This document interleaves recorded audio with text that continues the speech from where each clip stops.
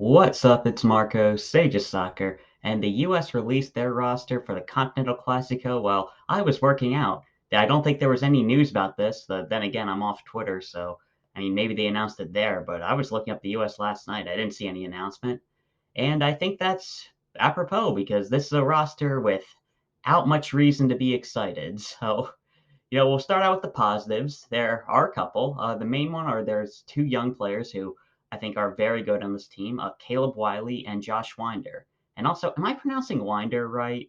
Because I just learned that I was pronouncing Kevin Sullivan's name Kavan during the Generation Adidas Cup, and he's like our top prospect. Like seriously, he's going to be really good. I know it's a bit of a tangent, but Anthony Hudson didn't care about this roster, so why should I? So I'm going to talk about the Generation Adidas Cup for a bit and start out, man, my Philadelphia Union, great job. Finalists and winners in that competition certainly showed out. I don't think results matter that much in Generation Adidas Cup because, man, you could tell that by the quarterfinals, everybody's legs were gone, and it was kind of just luck based who ended up winning.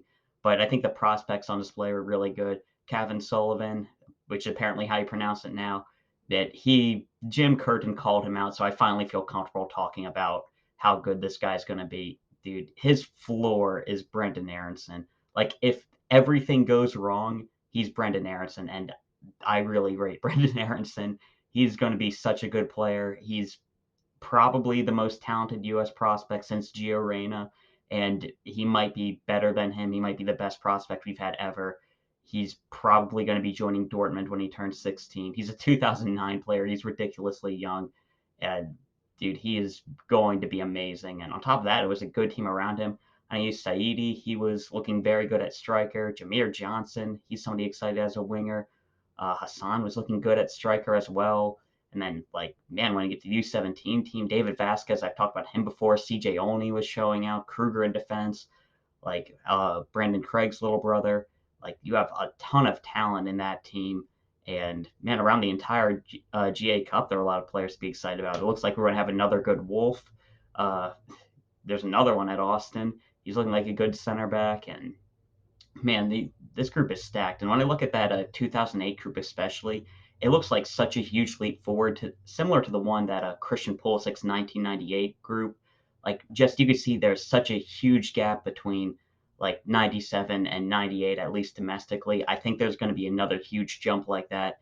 And the future is very exciting for this team. The Generation Diaz Cup got me really hyped.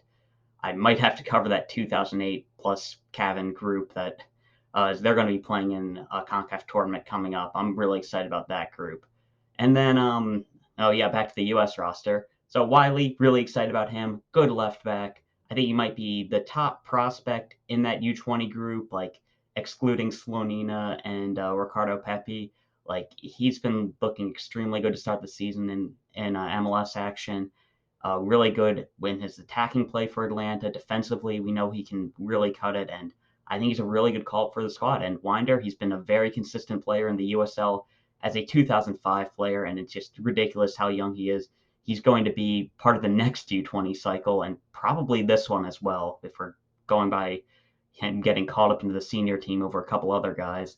So I'm really excited to see Wynder continue to play, and man, that looks really good. Then we go to goalkeeper. We call in Roman Celentano and Drake Callender, two players who have been really showing out. Both are still young, especially for being goalkeepers, and they flash a ton of potential. I want to see them in a game where they're challenged to play the ball at the back, and I think their shot stopping has really started to take shape. They've started to really show out, and hopefully these two will really start to progress and be like the next generation of goalkeepers coming through. I think like we have Ethan Horvath, Stefan, they've probably reached their peak. We still have to see what Matt Turner ends up doing, but we'll see if Celentano and Callender can really take a next step for this group. Patrick Schulte as well as somebody who might have been able to get a call. Probably not. He hasn't been playing that much. But it's good to see them in, and hopefully they play over Sean Johnson. Then we see James Sands in this team. Is that a positive? I mean, it didn't really work out for him at Rangers. Hopefully he ends up playing well for New York. He can get another move abroad. I mean, I'm glad to see him here. I like him. I think his versatility is very good. And I honestly would have brought him to the World Cup team, mostly as extra cover because I would have taken a lot of guys who were dealing with injuries. But I rate James Sands, and I'm hoping that he can do well. Then we have the Morrises, who I can't believe I'm excited about them after a while. I mean, Jordan Morris has been on a tear to start the season, and I mean, we know that he has a ceiling as a player. He's not going to be that good. His technical ability is very limited, and he is extremely injury prone. I'm honestly kind of thinking about him, kind of like how the England national team looked at like Theo Walcott for like what was it, like 2010 to like 2016? Like, oh, is he finally starting to reach his potential? Okay, I'll let myself get excited, and then it never really happens. But hey, he's doing pretty well. I think he warrants getting called into a domestic team, and hopefully he can end up having a good performance. I mean, you know, I think that he might be able to have a place, especially if he's shifting to striker. I mean, he's proven to be pretty good in the air. He's a decent athlete. Like maybe he can come in off the bench role. I mean, Daryl DK really hasn't impressed much. P. seems to not get looks for this team, so maybe there's a place for Jordan Morris, but I don't think it's ever going to be a starter. Aidan Morris, I think he's been off to a good start. Hopefully, we start him at the 6 over Kellyn Acosta, and with Morris, like I think the hope is that he can be the backup to Tyler Adams, because I think we'd like to have a real guy at that 6 position who can come in and fill a role for him. Hopefully, it can be Morris. He's had a good start to the MLS season. I think he's pretty good on the ball. Technical ability could be good. We really have to see him when he's surrounded by better players, which I mean he won't be this tournament or this game, and hopefully he ends up having good showing. Defense can really take a step forward. That would help out. And yeah, I'm excited to see Morris. And then Brandon Vazquez up top. Another guy at striker who I think could serve that role similar to the one that Jordan Morris was playing where I was talking about. And no, he's a good finisher. He might end up having a place in this team. I'm not as excited about him, even when compared to our current group of strikers in Europe, who I don't really rate that highly. I don't think I'd put him in over like a Josh Sargent or a Haji Wright or Ricardo Pepi. But I mean, hey, another good striker. I mean, it's always good to have a good amount of strikers. So we'll see what he can do. And I think that's about it for the positives, and most of them aren't really positives. Now, I want to talk a bit about snubs for this team. I don't think there really are snubs, really, because if you're not here, it's probably a good thing. I do want to mention that Alejandro Zendejas was not called in along with Miles Robinson. So maybe this is just a B team because we didn't call in the 2 players who looked somewhat promising, who were domestic guys in that March camp. So, or well, Zendejas isn't domestic, like America's guys. So, I mean, maybe that's a good sign for Zendejas and Robinson. I mean, maybe Zendejas didn't get released because it is just I think it's like a midweek game. Like they don't even have a break, and maybe Miles Robinson is just on his minutes restriction. He doesn't want to play too many games. So I can see why Atlanta wouldn't want to release him because I have to assume we would have called him in. Then aside from that, when I named my 11 that I'd really like to see with this group, a couple players aren't there. Robinson, as I mentioned before. DeJuan Jones not being here is really weird. I definitely would have liked to see DeJuan Jones in this group. Indiana Vassilev and Tim Tillman didn't make it in the midfield, which I think they should have been there, especially when you look at some of the guys we did bring in. And then Nico Giacchini, I really would have liked to have him up top, especially, again, when you consider the guys that we did bring in, because he's been better than Paul Arriola for years now, and we don't acknowledge it on the national team level. But then getting into the negatives with this team, and Sergino Dest is in the squad. I mean, that's good for this game. I mean, he'll help out the team, but that's just like ooh, he's definitely out of Milan. I mean, and Barcelona don't want him.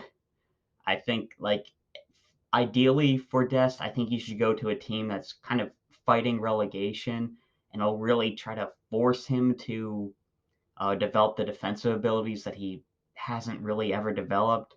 But if he goes to one of those teams, he might just not end up playing at all because he doesn't have those defensive abilities. So it's kind of like a rock and a hard place situation. Because when I look at Dest, he's a really talented player. Like, I think his offensive abilities as a fullback are good enough for like any Champions League side. His offensive abilities as a right back are amazing, but he's such a liability defensively. And we've seen even like a Trent Alexander-Arnold, as good as he is offensively, which is a tenfold better than Dest. Like his defense is really hurting Liverpool right now, and I just don't see how. a good role for Sergino Dest at the moment. Like, he'll have to find something out. I don't know what's the best situation for him, and hopefully he ends up figuring something out because it's looking pretty bad for him right now. Staying with negatives and staying at right back, we called in 4 right backs. Julian, Gressel, Shaq Moore, DeAndre, Yedlin, and Sergino Dest. We have 1 left back in Caleb Wiley. I don't get this. I mean, I know that Dest can play left back a bit, but it's obviously not ideal. Like, why didn't we bring another left back? DeJuan Jones is very good, even at a right back position. I would have started him at right back.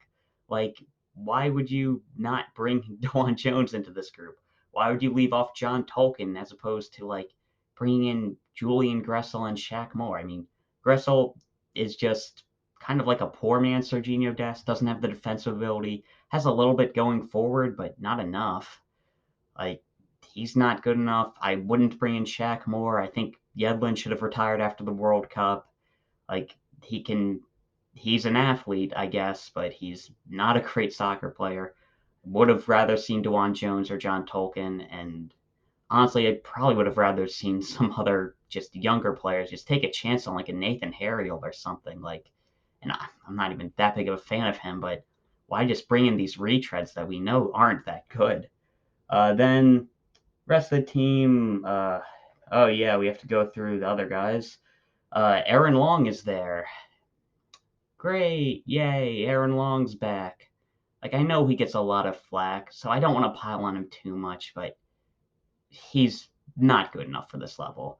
I mentioned before with DeAndre Yedlin, like, athlete, not a great soccer player. Aaron Long, that's even more than that, except he's not as good of an athlete anymore. He's terrible on the ball, ridiculously bad. Like, I thought we'd go out in the group stage if we started Aaron Long. I don't know why he's here, considering he's behind Tim Ream, Walker Zimmerman, and Cameron Carter Vickers at the very least. And then you have to add a Chris Richards into the fold. You have to add Mark McKenzie, Austin Trusty, all of these guys that should be ahead of him. And I have no idea why we bring Aaron Long into this team. Like, I know he gets a lot of hate, but he should not be anywhere near this squad. And then Jackson Yueill's back. Jackson Yueill is back, baby. I mean, I don't think he's that bad of a player. But when we're looking at a defensive midfield position that is really weak, there's no reason to bring Jackson Yueill into this team.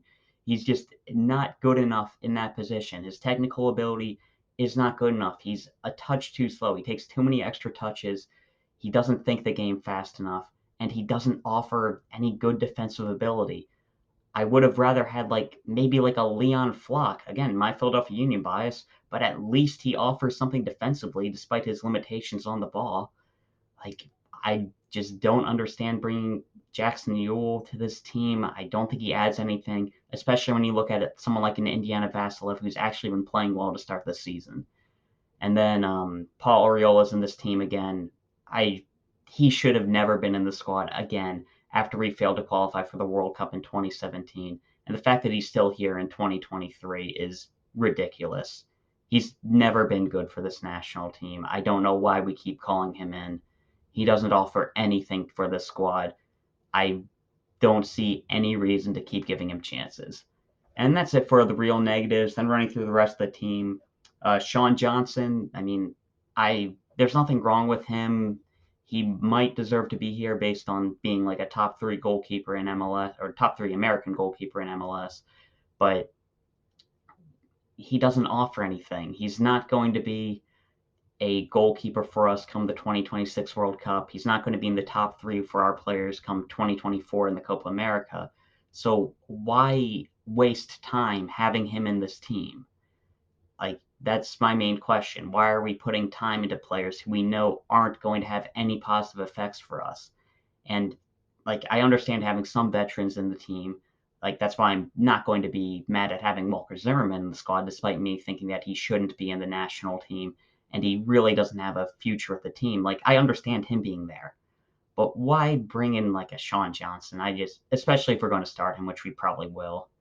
Then, as I mentioned before, Walker Zimmerman, I think it's good that he's here. If we want to be experimenting with players, we need to have a solid basis around those guys. So we need to have some real starters in this team, some guys who can definitely play, so that we can really see how everybody else is. Because when you have just bad players around you, you can't really do anything.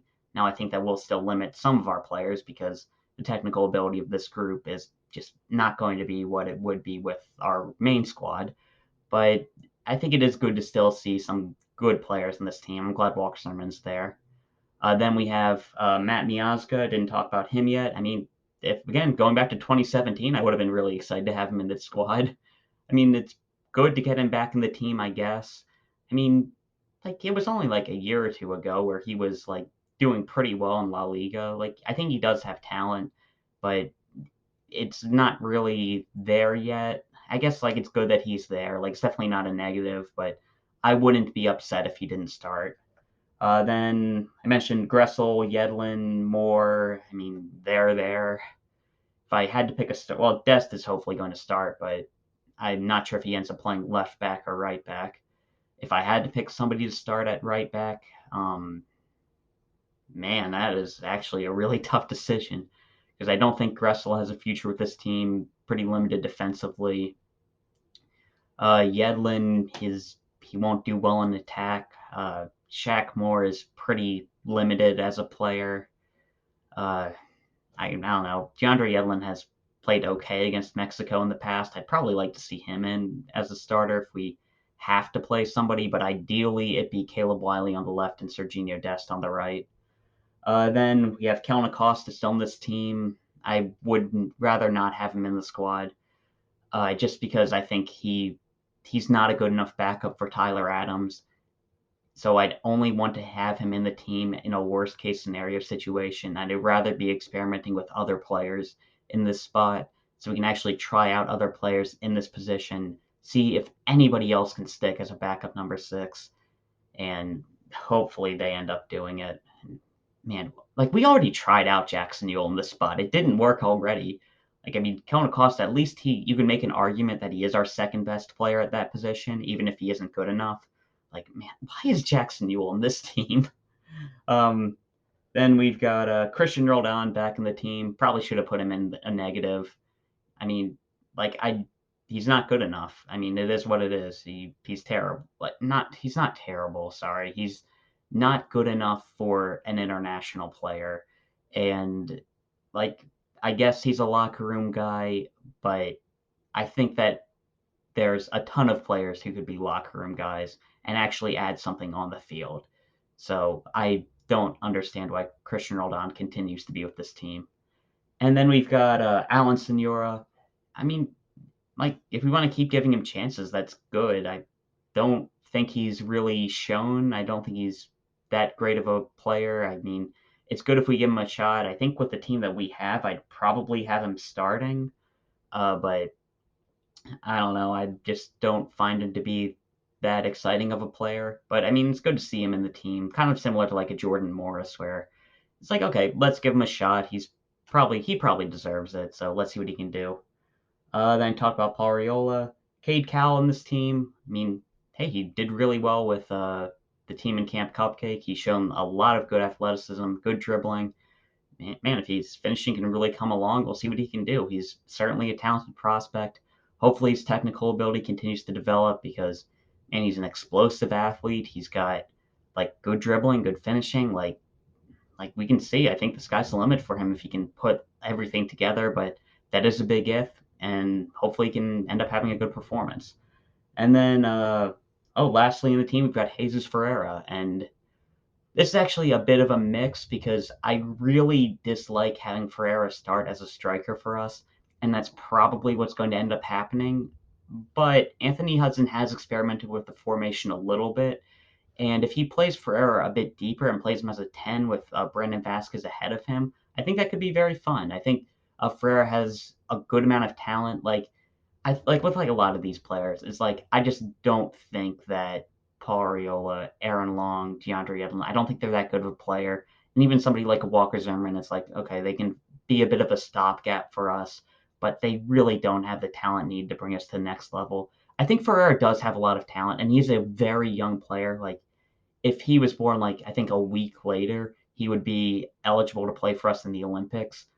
And I think he is a talented player. He does have the technical ability need to get to the next level. I just don't think that he's a striker. So if we play him as a number 10, I think that could be very interesting, but I just don't think that Anthony Hudson will do that. But I don't think it's negative for Ferrer to be here. And if he plays as a 10, I think that that could be very exciting. Again, I don't think he's ahead of Gio Reyna or Brendan Aronson or a lot of other players who could play at that position, like maybe even Malik Tillman at this point. But I would like to see Ferreira tried out as that 10, and I think it could be a very fun thing to do with this team. And yeah, that's all we really have to talk about.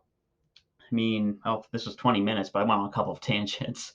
I mean, it's going to be a decent game, I guess. I mean, if we can play some of the younger guys, it'll be good to see them. But I mean, Anthony Hudson didn't care about this team, so I'm only going to get so excited about it. I mean, I didn't even know this roster was getting released today.